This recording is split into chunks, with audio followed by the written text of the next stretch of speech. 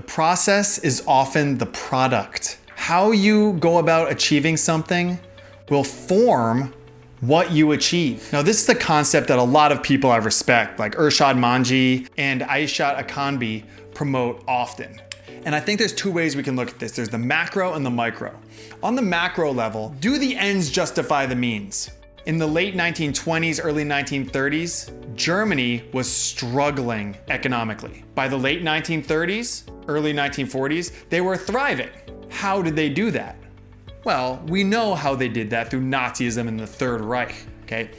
It didn't justify economic prosperity. And there are many. I use the most obvious one, like Nazism, which is the go-to for anything bad.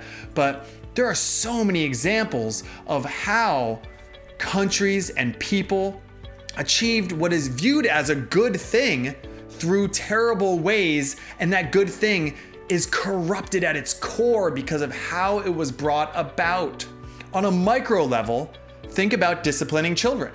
Now, if your kids are acting up and being loud or something like that, you can smack them and scare them and hurt them into being quiet, and they'll be quiet. But what kind of quiet is it?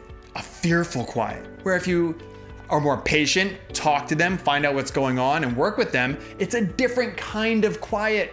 It's not just about what the ends are. It's about what is that end at its core.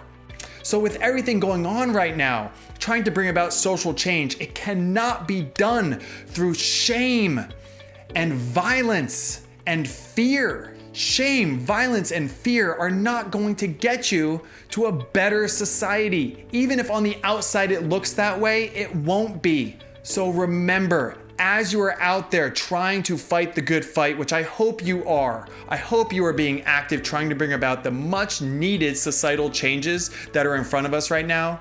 Remember that the way you achieve that is going to build what you achieve. Please keep this in mind and go out there and let's make these changes that need to happen.